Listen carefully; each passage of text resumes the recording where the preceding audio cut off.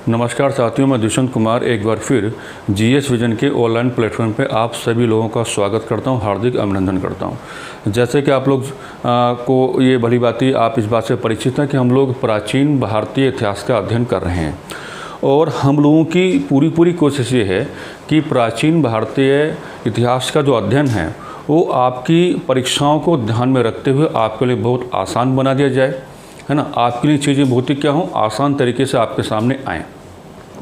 अभी तक हम लोगों ने स्टोन एज को डिस्कस किया है और स्टोन एज को हमने बहुत अलग अलग आस्पेक्ट से भी डिस्कस किया है कि जो आपका पाषाण काल है, पाषाण काल के अंतर्गत कुछ ऐसी बातें हम लोगों ने डिस्कस की हैं जो कई बार आप देखोगे कि बहुत सामान्य तौर पर आपको किसी किताब में भी नहीं मिलेंगी। अभी जो हमारा चैप्टर है वो ये आपका हड़प्पा सभ्यता, जो आपका हड़प्पा सिविलाइजेशन है, उसके बारे में हम लोग डिस्कस कर रहे थे। अब देखिए यहाँ पे आज का जो हमारा विषय है, आप मेरे हेडिंग को सुनना।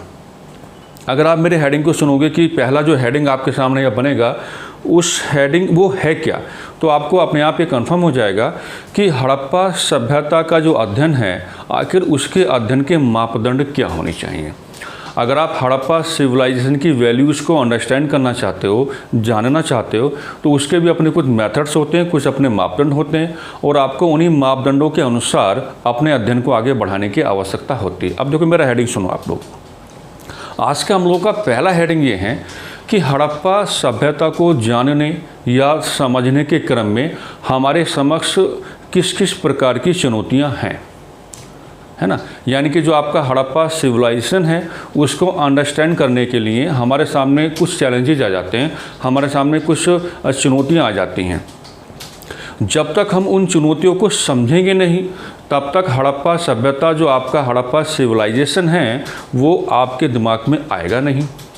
भी खाली ऐसा नहीं होता है, मतलब हमारा उद्देश्य ये खाली ऐसा नहीं है कि मान लीजिए आपने कोई किताब उठाया और आप लोग किताब उठा के आप लोग अपने अध्ययन करना शुरुआत कर दो। लेकिन किताब में कुछ शब्द ऐसे आते हैं, कुछ वर्ड्स ऐसे आते हैं, किताब में कुछ ऐसी शब्दावलियाँ आती हैं जिनकी जानकारी आपको नहीं होती है।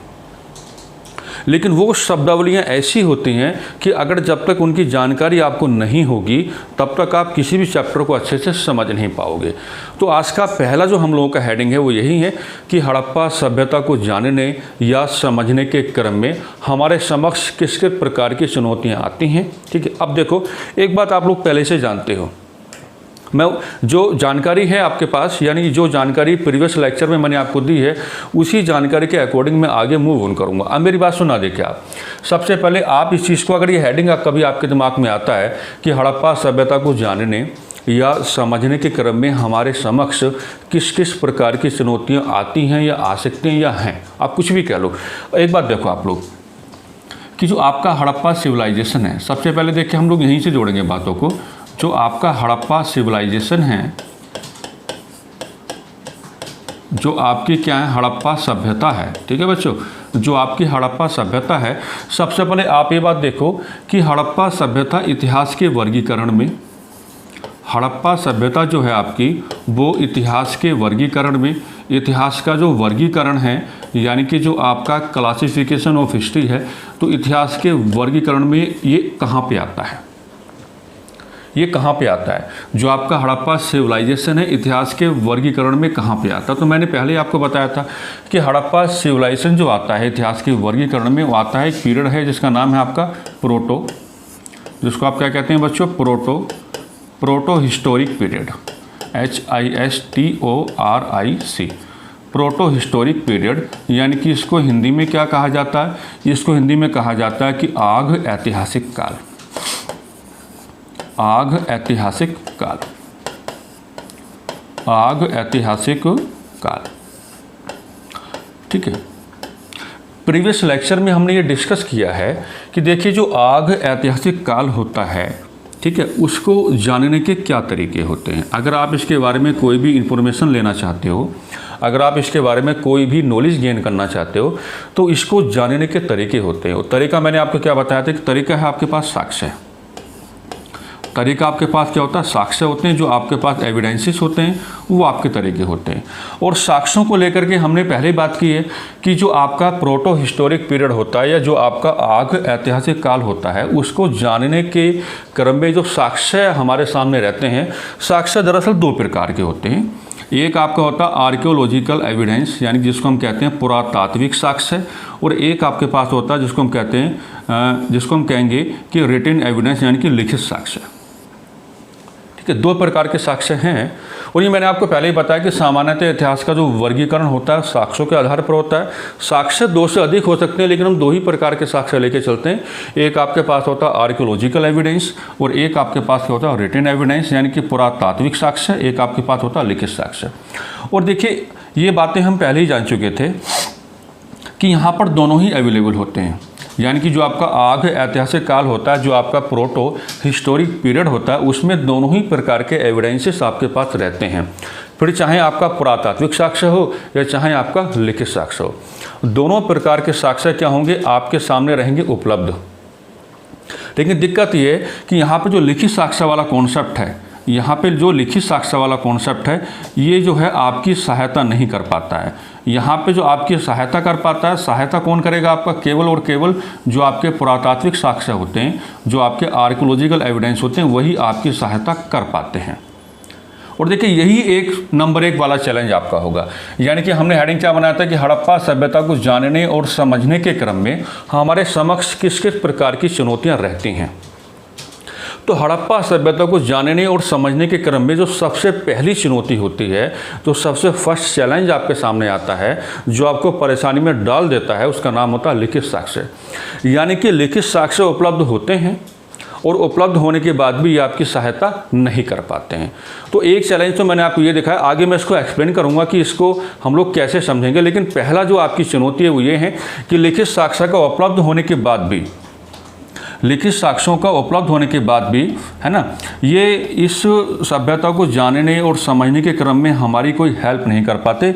ये हमारा क्या होगा, एक पहला चैलेंज होगा। इसको हमें आगे डिस्कस करना है। एक बात यहाँ तक आपके बात बिल्कुल समझ में आ गई होगी। अब देखो आगे क्या है ना, एक चैलेंज यहाँ पे और है जिसको हमें डिस्कस करना है आगे। देखो, जो आपका हड़प्पा सिविलाइजेशन है, हड़प्पा सभ्यता जो आपकी है, हड़प्पा सभ्यता के संबंध में, यानी कि इसके कॉन्टेक्स्ट में, हड़प्पा सभ्यता के संबंध में, इसके कॉन्टेक्स्ट में जो भी हमारा उत्खनन कार्य हुआ है, जो भी हमारा उत्खनन कार्य हुआ है, जो भी हमारा एक्सकेवेशन वर्क हुआ है, जो भी हमारा उत्खनन कार्य हुआ है, उसमें भी हमारे सामने क्या आती हैं, चुनौतियाँ आती हैं। जो भी हम लोगों का उत्खनन कार्य हुआ उसके संदर्भ में भी चुनौतियां हैं बच्चों, ये बात ध्यान रखना। और मैंने हमेशा कहा है कि चाहे आपका पाषाण काल हो या चाहे आपका हड़प्पा सभ्यता हो, पाषाण काल और हड़प्पा सभ्यता को जानने और समझने के क्रम में जो सबसे बड़े सहायक मूल्य हैं, यानी कि जो सबसे बड़ी कोऑपरेटिव वैल्यूज़ हैं, वो केवल और केवल आपके पुरातात्विक साक्ष्य ही होते हैं। हड़प्पा सभ्यता और पाषाण काल के संदर्भ में जो भी वर्तमान समय में हमारे पास जानकारी है, वो केवल पुरातात्विक साक्ष्यों के आधार पर ही है। और मैंने एक वीडियो में आपको बताया भी था कि पुरातात्विक साक्ष्यों के आधार पर होने का मतलब ये है कि जो आपके पुरातात्विकविद हैं, जो आपके आर्कियोलॉजिस्ट हैं, उन्होंने उत्खनन कार्य किया और उत्खनन कार्य करने के बाद जो भी साक्ष्य उनके समक्ष आए, उन साक्ष्यों को अपने अकॉर्डिंग लिख दिया। और उसी जानकारी को हम लोग अध्यापन के क्रम में, यानी कि टीचिंग के प्रोसेस में भी फॉलो करते हैं, और उसी जानकारी को आप लोग स्टडी के प्रोसेस में, यानी कि अध्ययन के प्रोसेस में आप लोग क्या करते हो, फॉलो करते हो। लेकिन एक बात देखो यहाँ पे कि पहला चैलेंज तो मैंने आपको बता दिया। अब दूसरा चैलेंज हमें कैसे लेना है कि जो आपका ये जो आपका उत्खनन कार्य हुआ है ना, तो उत्खनन कार्य जो हुआ है, इसको आप दो तरह से बांट सकते हो, इसको आप डिवाइड कर सकते हो। इसको आप दो तरह से आप इसको बांटो कि उत्खनन कार्य जो है इसका भी वर्गीकरण हो जाता है। अब देखो कैसे होगा, देखो जो आपका उत्खनन कार्य है वो दो तरह से होता है। एक तो आपका होता है जिसको हम कहते हैं परपेंडिकुलर,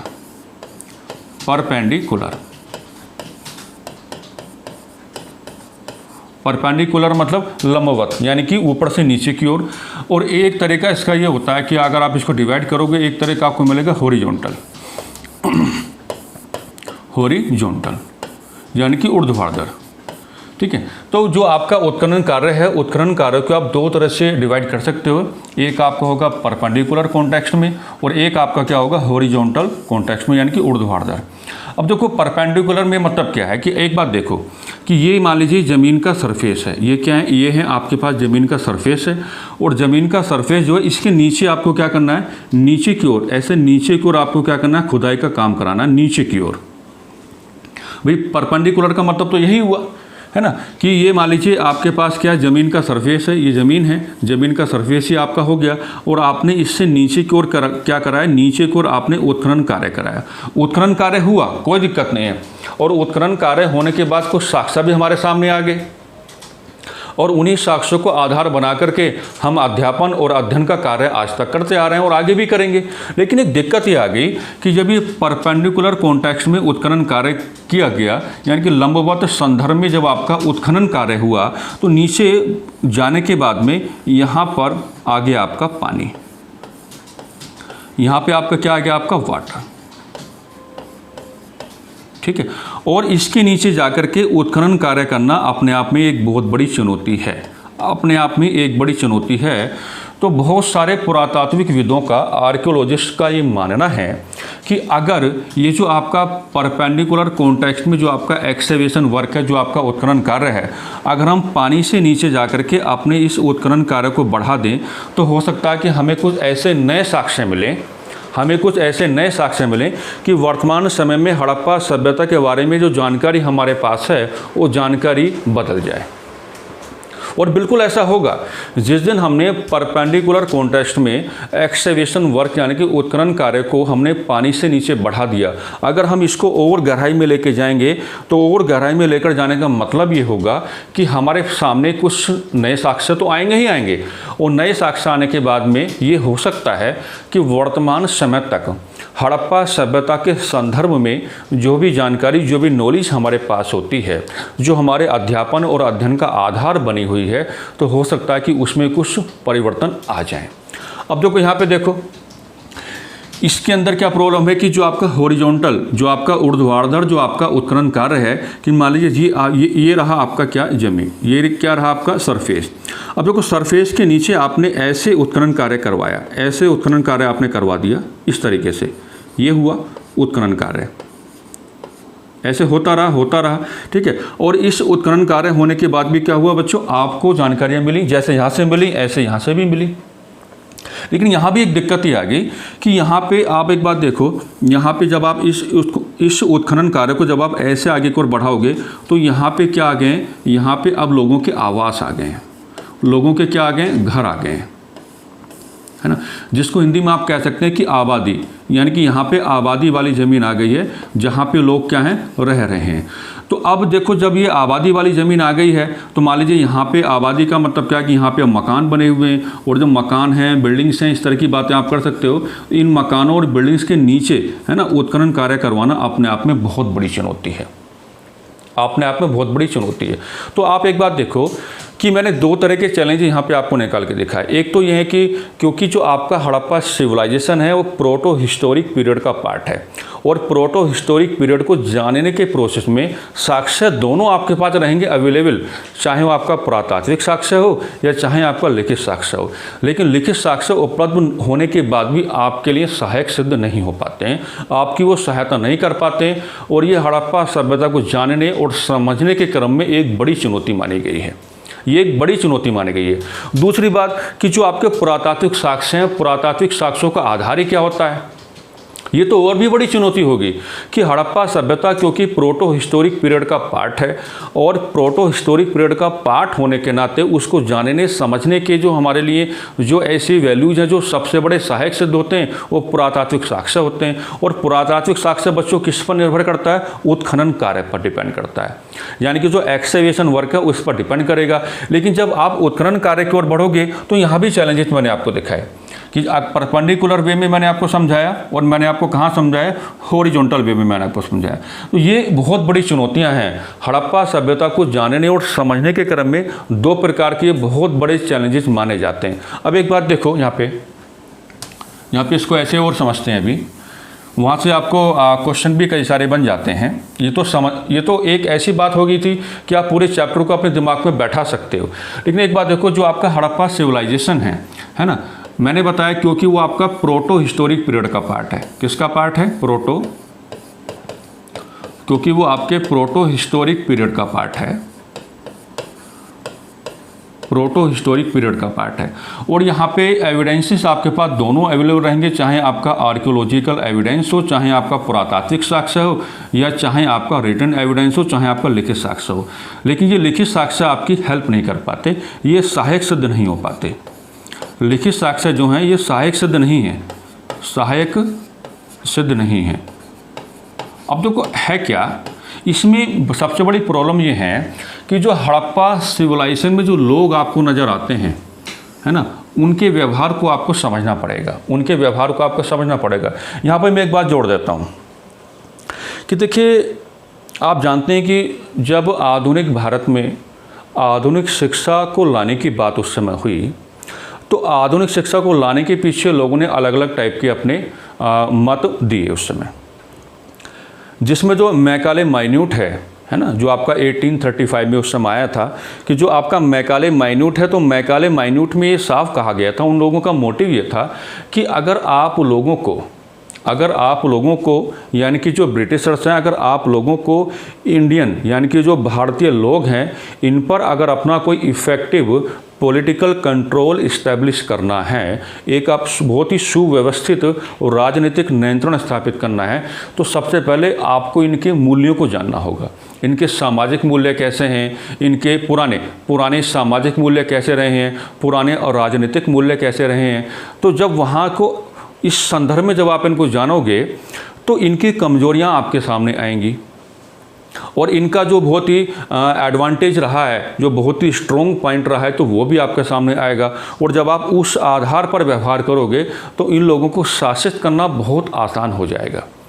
लेकिन यहाँ ऐसा कुछ नहीं है। अब उन लोगों ने क्या किया उस समय, जो एक चैप्टर आप याद करते हो ना कि एशियाटिक सोसाइटी ऑफ बंगाल, जो आपका 1789 में इस्टेब्लिश किया गया, उसका मूलभूत उद्देश्य ही ये था कि भारतीयों की पुरानी सामाजिक और राजनीतिक, धार्मिक, सांस्कृतिक मूल्यों को अंग्रेजी में चेंज किया जाए और अंग्रेजी में चेंज करने के बाद उनको पढ़ा जाए। जैसे आप गीता का अनुवाद पढ़ते हो, भगवत गीता का अनुवाद आप लोग पढ़ते हो, इस तरह की चीज़ें बहुत सारी वहाँ पे आती हैं।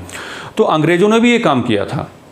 अंग्रेज जानते थे कि जब तक हम लिखित साक्ष्य का मतलब क्या है कि हमारे जो पुराने सामाजिक धार्मिक ग्रंथ हैं, या जहाँ पे हमारी पुरानी वैल्यूज़ लिखी हुई हैं, उन वैल्यूज़ को अंग्रेजी भाषा में कन्वर्ट करके पढ़ने की कोशिश की गई, ताकि हमारी जो डिसएडवांटेज है और जो एडवांटेज है वो अंग्रेज़ों के सामने आ जाएँ। तो ये बहुत बड़ा रोल प्ले करता है। लेकिन यहाँ पे दिक्कत क्या हो रही है, यहाँ पे दिक्कत ये हो रही है कि रिटन एविडेंस आपके पास अवेलेबल तो हैं, लिखित साक्ष्य आपके पास उपलब्ध तो हैं, लेकिन आपके लिए सहायक सिद्ध नहीं है। सहायक सिद्ध ना होने का मतलब क्या है कि देखिए, जैसा आप सब लोग जानते भी हैं कि जो आपका हड़प्पा सिविलाइजेशन है, जब आप उसकी स्क्रिप्ट की बात करोगे, जब आप उसकी लिपि की बात करोगे, ठीक है, तो लिपि को थोड़ा समझना पड़ेगा आपको, लिपि को आपको समझना पड़ेगा। देखिए, सबसे पहले तो ये है कि इनकी जो स्क्रिप्ट है, जो आपकी लिपि है ना, मैं सबसे पहले आपको बताता हूँ यहाँ पे उसका नेचर क्या है, कठिनाई क्या है, हम इसको क्यों नहीं पढ़ पाए। कोई लिखित साक्ष्य के रूप में पता क्या, लिखित साक्ष्य के रूप में अगर आप हड़प्पा सभ्यता की बात करोगे, तो हड़प्पा वासियों की लिपि को लिया जाता है। लिखित साक्ष्य के रूप में अगर आप बात करोगे हड़प्पा सभ्यता के संदर्भ में, तो उनकी लिपि को हम लोग काउंट करते हैं। लेकिन उनकी लिपि के साथ थोड़ी दिक्कत है, और इसी दिक्कत के रहते हम लोग ये कहते हैं कि यहाँ पर लिखित साक्ष्य उपलब्ध होने के बाद भी हमारे लिए सहायक सिद्ध नहीं हो पाते हैं। लेकिन सबसे पहले तो इसकी प्रकृति क्या है, इनकी जो लिपि है, आप एक देखो एग्जाम में आपसे क्वेश्चन पुट अप होगा, इसका नेचर क्या है। इसका नेचर आपका, जिसको आप इंग्लिश में कहेंगे पिक्टोग्राफिक, क्या कहेंगे, PICTO, पिक्टोग्राफिक, GRAPHIC। पिक्टोग्राफिक को हिंदी में कहा जाता है चित्रात्मक। यानी कि जैसे आज हम लोग लिपि का प्रयोग करते हैं, उस तरह से नहीं है, उस तरह से बिल्कुल नहीं है। मैंने बताया कि इनकी लिपि का आपका नेचर क्या था, तो इनकी लिपि का नेचर था आपका पिक्टोग्राफिक, यानी कि चित्रात्मक। ठीक है, अब ये है क्या, चित्रात्मक का यहाँ पे मतलब क्या हुआ। अब देखो, इसको समझो आप लोग कि यहाँ पे चित्रात्मक का मतलब क्या होगा। आप अभी सारी बातें समझ जाओगे। चित्रात्मक का मतलब यहाँ पे है कि इनकी लिपि आपको इस फॉर्मेशन में मिली है। जैसे देखिए, मान लीजिए इस तरह के साइन मिले हैं, इस तरह के साइन आपको मिले हैं यहाँ पे, ठीक है ना। जैसे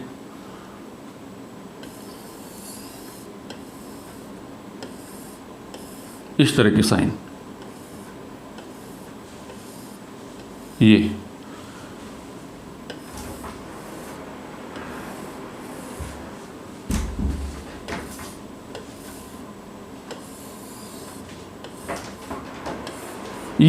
समस्या है। सबसे बड़ी समस्या ये, अगर इनकी लिपि आपको अक्षरों के अंदर मिलती है ना, अगर वो अक्षरात्मक होती, अगर वो मतलब शब्दों के आधार पर होती, जैसे कि सामान्यतः हम लोग प्रयोग में लाते हैं चीज़ों को, तो शायद पढ़ना बड़ा आसान हो जाता। लेकिन इनकी लिपि का आपका नेचर, मैं आपको क्या बता रहा हूँ कि इनकी लिपि का नेचर क्या, आपका पिक्टोग्राफिक है। ये एग्जाम में पूछा भी गया है कई बार, हमेशा पूछा जाता रहेगा। इनकी लिपि का जो नेचर है वो क्या, आपका चित्रात्मक है। चित्रात्मक का मतलब क्या है कि सब ये जो आपके इस तरह के स्ट्रक्चर, इस तरह के चित्र आपको मिलते हैं। अब बताओ इनको कैसे पढ़ा जाएगा? इनको पढ़ना बहुत बड़ी चुनौती है।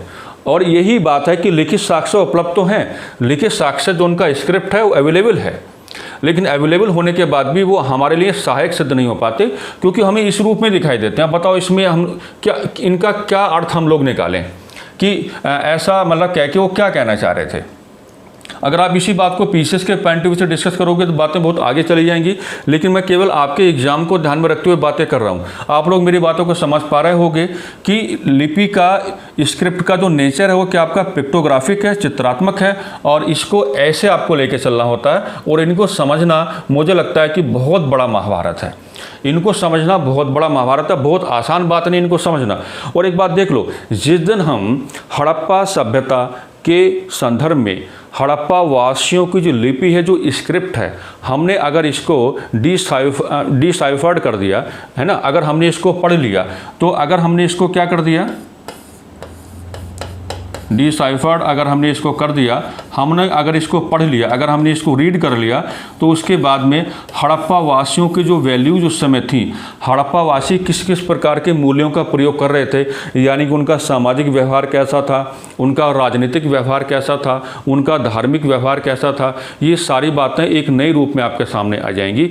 जैसा इन्फॉर्मेशन इनको लेकर के आज है, वो सारा का सारा शायद चेंज हो जाए। तो ये सबसे बड़ा चैलेंज है भाई, जो स्क्रिप्ट वाली मैंने बात कही आपको, इसको आपको लेके चलना पड़ेगा। दूसरी बात है कि देखिए, इनकी स्क्रिप्ट को नाम क्या दिया गया, उसका नेम क्या था। ये तो मैंने नेचर आपको बताया, नेम क्या था, नेम आपका क्या है बताइए, है ना। इसका जो नेम है, नेम पे भी क्वेश्चन आ जाता है। इसका जो नेम है, देखिए इसका नेम है आप लोगों का, मैं यहाँ पे लिख देता हूँ, ये तो आपने समझ लिया होगा। इसका जो नेम है वो है आपका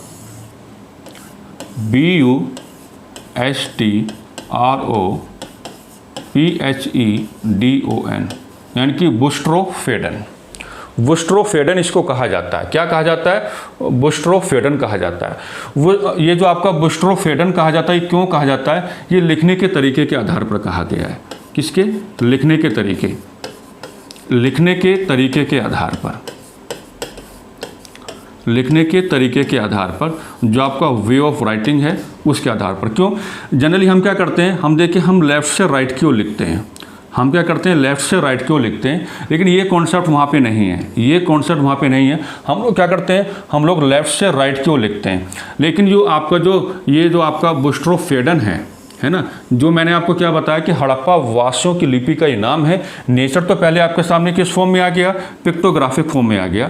अब ये जो आपका बुस्ट्रोफेडन है ना, ये लिखने के तरीके के आधार पर कहा गया है, वे ऑफ राइटिंग के आधार पर कहा गया। और वे ऑफ राइटिंग के आधार पर कहने का मतलब ये कि सामान्यतः हम लोग, अगर हम लोग अपनी बात करें, हम लोग लेफ़्ट से राइट की ओर लिखते हैं। ये इनका तरीका क्या था, राइट से लेफ़्ट की ओर, राइट से लेफ़्ट की ओर, ठीक है।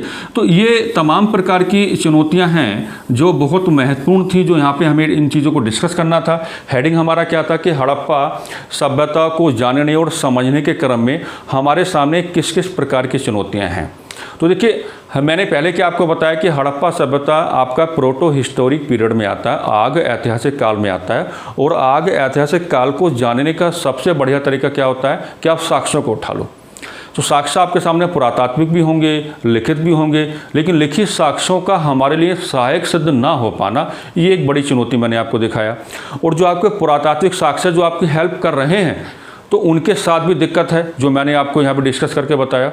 और मैं उम्मीद करता हूँ कि आपने मेरे इस हेडिंग को बहुत अच्छे से समझा होगा। और ये बहुत इंपॉर्टेंट डिस्कशन है, यानी कि 2-3 सवाल तो मैंने एग्जाम के लिए यहाँ पे निकाल दिए हैं आपके लिए। और हड़प्पा सभ्यता का जो चैप्टर आपका, जो टॉपिक आपका आता है, उसको समझने में ये लेक्चर बहुत बड़ा सहायक सिद्ध होगा। ठीक है, तो इसको आपको बिल्कुल भी स्किप करके नहीं चलना है। और आने वाली जो हमारी वीडियोज़ होंगी, तो इन वीडियोज़ में हम लोग देखेंगे कि भाई किस प्रकार से हमें इन सब चीज़ों को डील करना है। ठीक है, मैं चाहूँगा कि आप वीडियो को बार बार देखें, अच्छे से देखें। नमस्कार, धन्यवाद।